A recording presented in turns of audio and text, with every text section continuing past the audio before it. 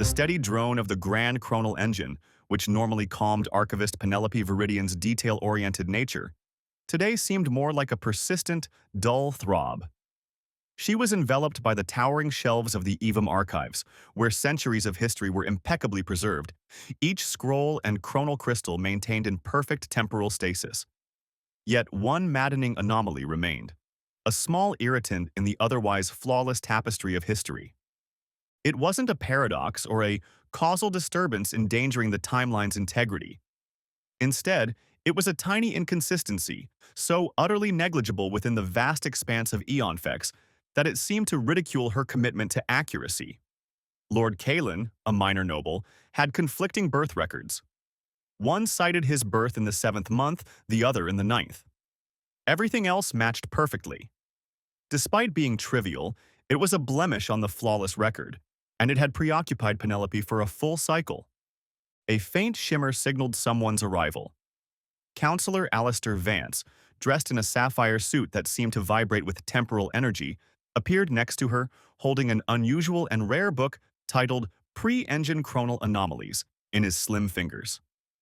He looked at her console, noticing the flashing red light that indicated a small inconsistency. Still struggling with the shadows of overlooked birth dates, Archivist? Alistair's voice carried a hint of his typical intellectual snobbery. You'd assume the Royal Horologic Society had more significant causal enigmas to solve than pinpointing when a minor noble was born. Maybe the latest close call of a rift minor? Now that would be an intriguing temporal anomaly. Uncharacteristically, Penelope felt a wave of frustration. She turned, her glasses reflecting the dim glow of the console. Counselor, the beauty of a system is in its details. A single out-of-place component can halt the most magnificent machine. This isn't a ghost, it's a discrepancy, and it challenges the very principles of causal integrity we stand for. She pointed emphatically at the problematic data. 2 records, same source, 2 months apart, no logical explanation. It's a tiny flaw in the structure, yet it requires fixing.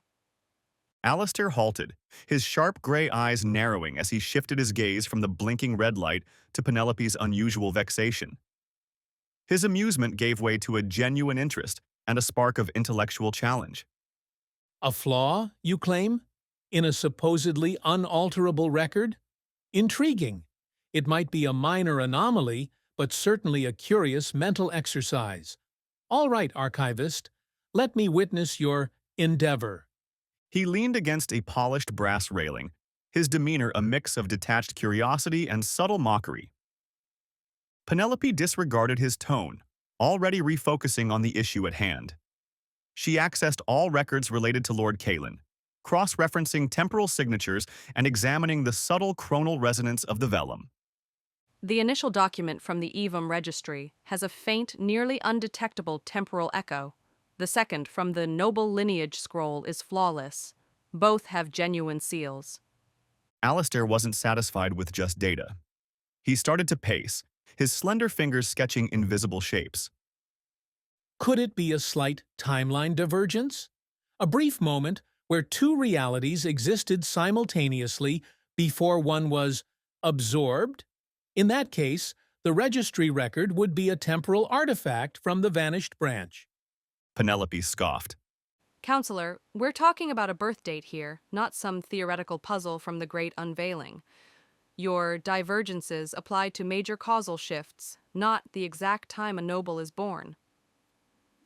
But Archivist? Alistair replied, pausing to tap a precise rhythm on the console. The principles still hold true. Even the most complex symphony is just a sequence of precisely timed notes.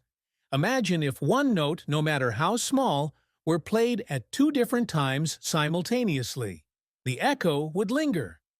They operated in a tense, almost symbiotic harmony. Penelope, using her precise archival techniques, uncovered every bit of related information. The weather conditions on both dates, the astrological positions, and the tiny shifts in the city's developing time grid during that long-past cycle. Meanwhile, Alistair conducted intricate simulations of micro-divergences, striving to develop a theoretical model that could explain such an ordinary yet enduring contradiction. The days merged into one long, continuous discussion. They engaged in arguments and debates, and sometimes, unexpectedly, reached a reluctant consensus. Despite her initial resistance, Penelope realized that Alistair's abstract thinking sometimes revealed a fresh perspective, allowing her to view the data in a non-linear way. Conversely, Alistair, to his surprise, found that Penelope's meticulous attention to every tiny detail often revealed essential data points that his sweeping theories would naturally miss. The registry log. Penelope declared, her voice laced with frustration. One cycle indicates a faint, nearly undetectable temporal blur around the entry for the 7th month. It's not a paradox, but rather a hesitation, as if the timeline briefly paused before moving forward. Alistair's head jerked up. A hesitation. Yes, a temporal resonance echo from a moment of causal indecision. The universe momentarily pondering which path to choose. He started tapping rapidly on his slate. What if the discrepancy isn't a conflict, but rather a record of the decision? The timeline, in its early stages, briefly contemplated two options before choosing one, and the registry recorded a faint echo of the path not chosen. Penelope gazed at him, a sudden and surprising understanding emerging. It seemed ridiculous, almost like a fantasy, but it made sense. The elegance he always mentioned. Not a defect, but a delicate, nearly poetic record of a pivotal decision. If that were true, Penelope whispered, her thoughts speeding. then the blur would hold a faint, lingering trace of the path not taken, a distinct temporal echo. It would be a spectral moment, perfectly captured. They dove into a burst of thrilling teamwork. Alistair fine-tuned the temporal filters on the console, testing the boundaries of the Royal Horologic Society's devices. Meanwhile, Penelope, with her expert understanding of the registry's original recording techniques, directed him to pinpoint the precise temporal frequency of the blur. The screen flickered, and a delicate, ghostly image emerged from the haze of the 7th month entry. A subtle, nearly invisible second timestamp that pointed to a birth in the 8th month. Not in the 9th, not in the 7th. A fleeting, unselected third option. A triple causal node.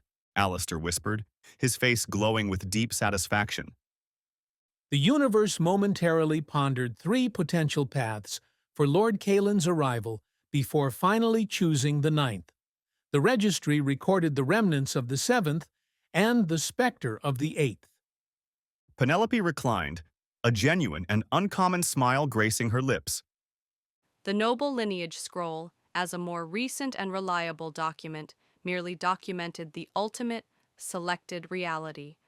The discrepancy wasn't a mistake, Councillor. It was a memory. The issue was settled. Instead of deleting a record, the archives were enhanced with a new, deeper level of insight. Their professional relationship changed in a subtle yet lasting way. They continued to have their differences, debates, and contrasting views on time. However, when Alistair Vance mentioned causal elegance, Penelope Veridian no longer saw just a theoretical concept. She was reminded of a forgotten birthday, symbolizing the complex, beautiful, and unexpectedly personal dance through time. Meanwhile, when Penelope talked about meticulous precision, Alistair perceived more than just data. He recognized the profound and quiet strength of a mind capable of understanding the universe's most delicate nuances.